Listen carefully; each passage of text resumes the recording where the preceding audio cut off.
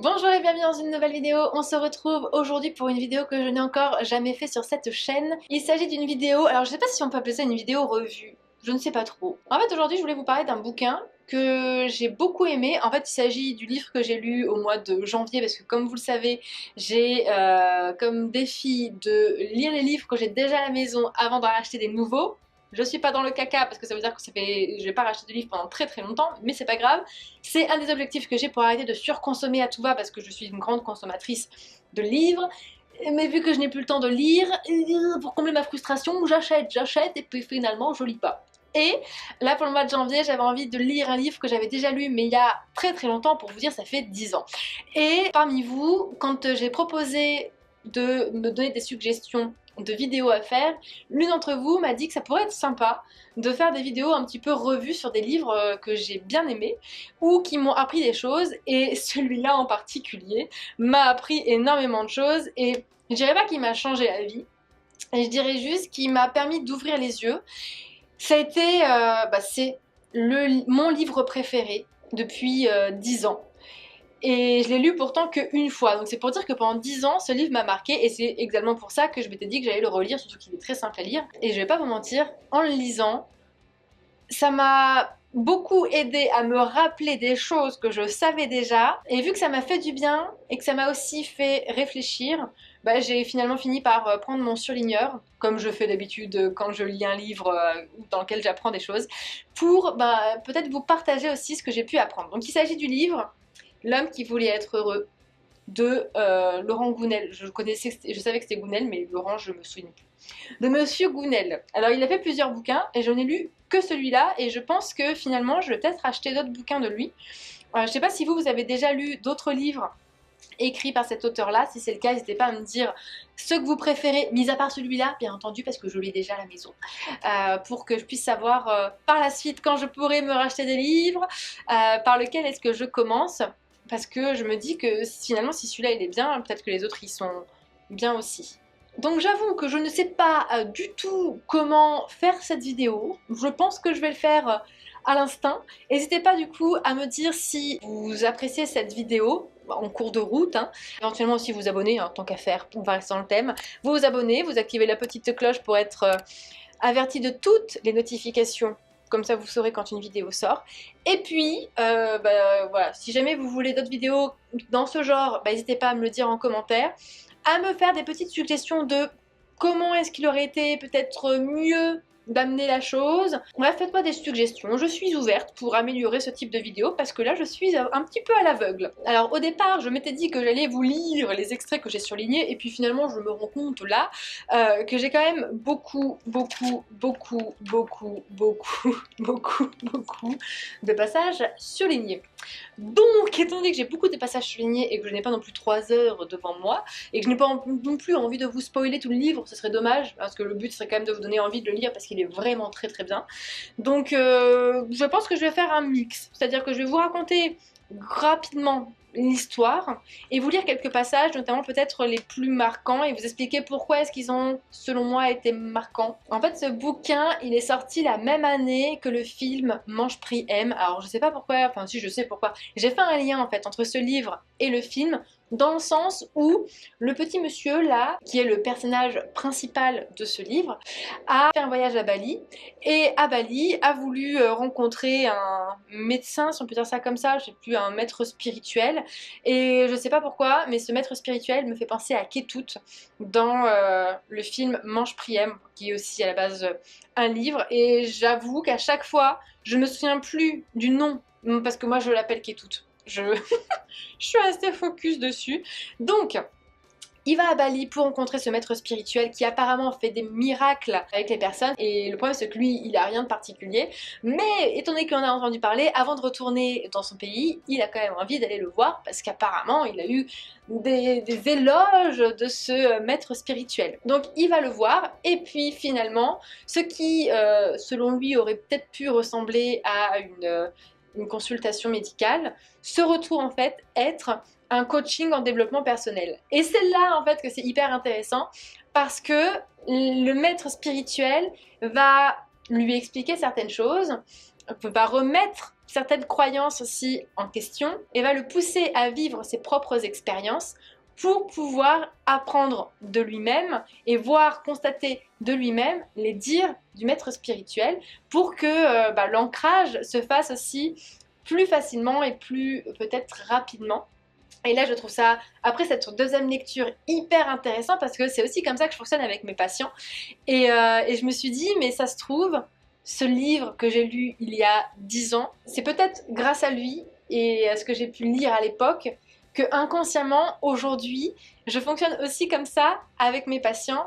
Et bref, je trouve ça assez marrant. Voilà. Donc, personnellement, le truc qui, dès le départ, a fait que j'ai sorti et dégainé mon petit surligneur pour pouvoir vous en parler après par la suite, c'est qu'à un moment donné, le personnage principal explique au maître spirituel que physiquement, il pourrait être mieux, qu'il se sent pas au top, que les femmes du coup ne l'aiment pas, que les femmes ne le regardent pas, et que c'est parce que son corps n'est pas ce qu'on peut dire le plus sympathique à regarder quoi. Et en gros, le maître spirituel lui explique que la plupart des gens qui ont ce problème-là, tout en ayant un physique totalement normal, avec des petits défauts sur lesquels ils vont, eux, se focaliser, et finalement, ces personnes arrivent à se persuader elles-mêmes que cette partie du corps est dégueulasse et qu'on ne vaut pas la peine d'être aimé. Ce qui fait que bien souvent, quand on rencontre une personne qui pourrait nous aimer, mais on va avoir qu'une obsession, c'est nos défauts, et se dire que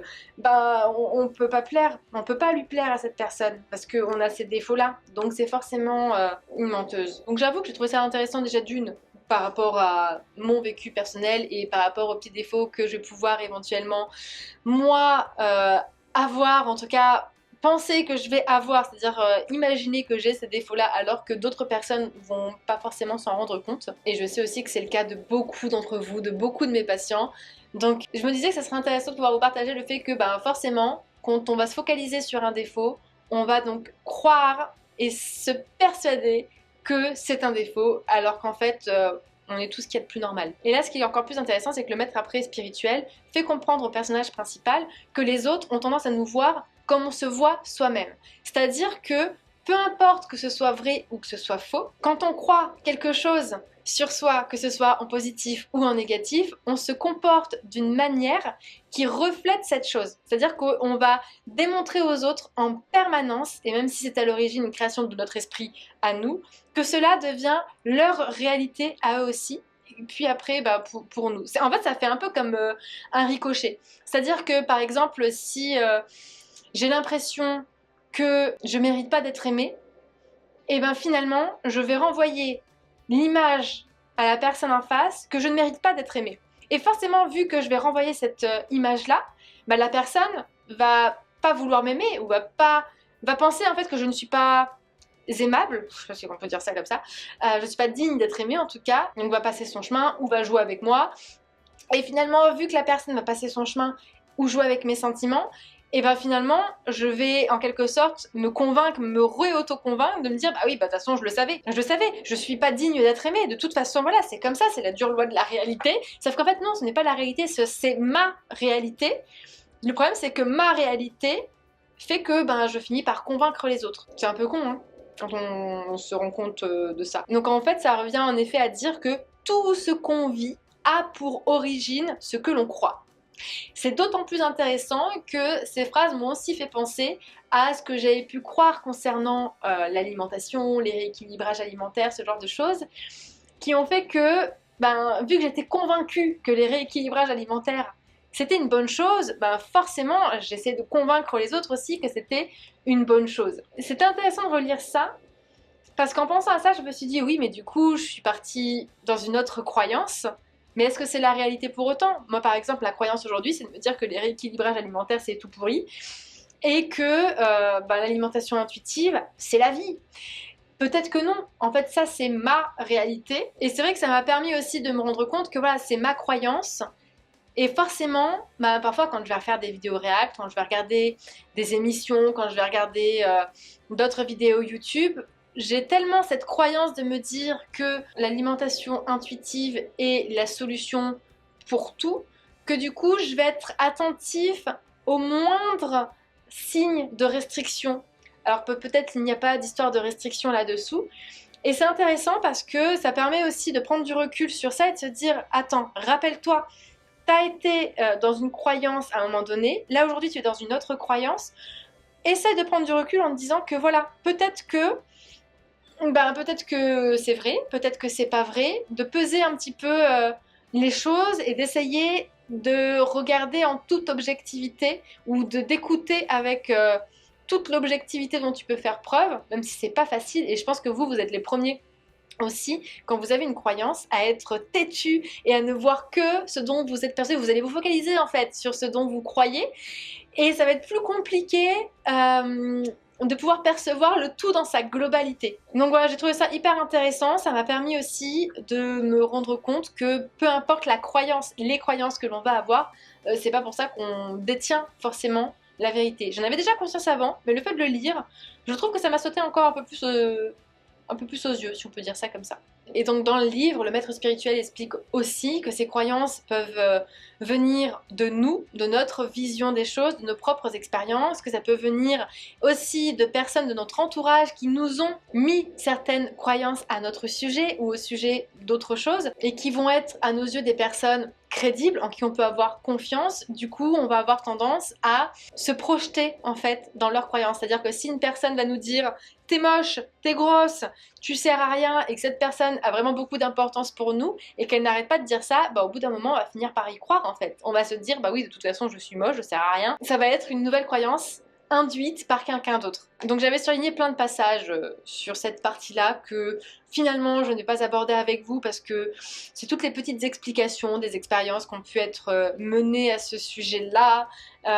D'autres exemples, je pense que pour pas vous spoiler, je vais vous laisser lire le livre si vous voulez aller un petit peu plus loin dans l'histoire. Il y avait une autre phrase aussi que j'avais surlignée où on nous explique que parfois on va tirer des conclusions sans en avoir conscience des expériences qu'on a déjà vécues, que ce soit des expériences positives ou négatives.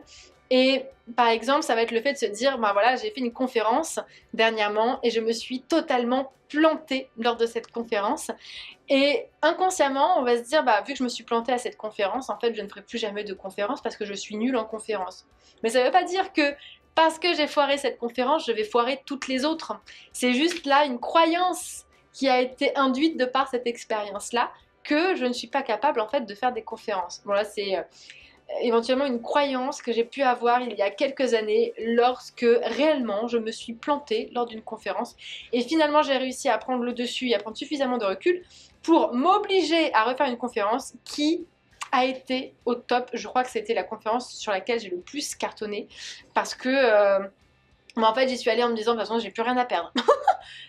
J'ai vécu les bas-fonds avec cette expérience là. Écoute, ça peut être que mieux maintenant. Une autre chose qui a été intéressante, et là je l'ai surligné essentiellement pour moi, et je pense que c'était aussi un moyen de me permettre de rester alignée avec ce que je fais actuellement, parce que parfois c'est compliqué, et je me suis dit que c'était peut-être un signe aussi de l'univers pour me dire que je suis quand même sur la bonne voie avec mes patients et certaines personnes de mon entourage, qui est, ce n'est pas en disant aux gens ce qu'ils ont envie d'entendre qu'on les aide à évoluer. Voilà, je pense que ça se passe d'explication. L'autre chose que j'ai trouvé intéressante, et vous inquiétez pas, je vais pareil pas tout vous spoiler, c'est qu'à un moment donné, il nous explique que les êtres humains, ils sont quand même hyper attachés à ce qu'ils croient. C'est pour ça qu'on a tous des croyances. C'est pour ça que parfois il y en a qui vont avoir des croyances d'un point de vue religion, spiritualité, d'un point de vue alimentation, ce genre de choses, parce qu'en fait, on va pas chercher réellement la vérité. On va chercher seulement une certaine forme d'équilibre, de stabilité, pour pouvoir réussir à bâtir un monde qui va, pour nous, être cohérent par rapport justement à cette croyance-là. Parce que ça nous rassure et du coup, on va s'y raccrocher inconsciemment. C'est un petit peu ce que ça m'avait fait penser quand j'avais fait une vidéo sur le paranormal, où j'avais expliqué, je ne sais pas s'il y a un monde de l'au-delà ou pas. Honnêtement, personnellement, j'y crois. C'est une de mes croyances. Mais c'est vrai que je sais que parmi vous, il y a des personnes qui ne vont pas y croire, qui ne vont pas avoir cette croyance-là. Et je cherche pas, en fait, avec ces vidéos-là, à convaincre qui que ce soit. J'explique juste ma vision des choses par rapport à ma propre croyance, de comment j'ai pu les interpréter, en essayant de prendre du recul quand même sur la situation et d'observer les choses avec toute la rationalité que je peux mettre derrière. Mais que c'est pas évident parce qu'à partir du moment où on va par exemple croire aux esprits, eh ben on va avoir tendance à peut-être voir plus facilement des signes liés à l'existence d'un autre monde. Exactement comme les personnes qui vont pas croire aux esprits et qui vont à chaque fois remettre tout en doute quand on va parler d'expériences paranormales. C'est exactement la même chose. Ça veut pas dire que l'un a tort et l'autre a raison, ça veut juste dire que chacun a sa propre réalité en fonction de ses propres croyances. Et c'est vrai que c'est compliqué parce que quand on parle avec une personne qui n'a pas forcément les mêmes croyances que nous, eh ben, on fait face en fait à des portes fermées et c'est vrai que c'est là où c'est dommage, c'est quand on n'arrive pas à ouvrir notre esprit pour laisser entendre que peut-être que la personne en face peut nous apporter des suppléments d'informations même si elle n'a pas les mêmes croyances que nous. Et personnellement, c'est ce sur quoi je travaille, d'être le plus ouverte possible à partir du moment où c'est quand même amené avec bienveillance et pas dans de la critique et du jugement. Mais pour être honnête, c'est pas chose aisée de faire preuve d'ouverture d'esprit et de se dire qu'on n'a peut-être pas non plus réellement la vérité, même par rapport aux expériences qu'on a vécues. Et par rapport à ça, le point intéressant, c'est que le maître spirituel explique qu'on ne peut pas juger nos croyances. La seule chose qu'on peut affirmer, c'est que c'est pas la réalité. C'est le plus intéressant en revanche de comprendre leur effet, parce que chaque croyance a tendance à produire à la fois des effets positifs et à la fois des effets limitants. Et c'est justement en ça que je vous disais que c'est pour ça intéressant de rester quand même ouvert pour essayer de voir les choses dans la globalité et ne pas être têtu et de partir dans sa propre croyance, chose qui, comme je le rappelle, n'est pas facile et je pense que c'est un long travail pour y arriver, mais je pense qu'on peut tous y arriver. Bref, je vais m'arrêter là, même si j'avais beaucoup d'autres choses à surligner dans mon livre, parce que je pense que cette vidéo sinon va être très très longue. Je sais pas en plus si c'est quelque chose qui éventuellement vous plaît. N'hésitez pas du coup à me dire en commentaire si ce format de vidéo peut éventuellement vous plaire, si vous avez des suggestions à me faire pour pouvoir peut-être améliorer ce genre de vidéo. En tout cas, moi, ce livre m'a tellement fait du bien il y a 10 ans et même aujourd'hui, après l'avoir relu, que je m'étais dit que c'était dommage de ne pas vous en parler et de vous faire partager un petit peu ce qui a pu éventuellement me marquer. Les croyances fait partie d'une grande majorité du livre, même si j'avais surligné d'autres petites choses. C'est vraiment une grande majorité de rapports sur les croyances, sur les expériences. Donc j'aimerais vraiment pouvoir ne pas vous spoiler au cas où vous ayez envie de lire le livre.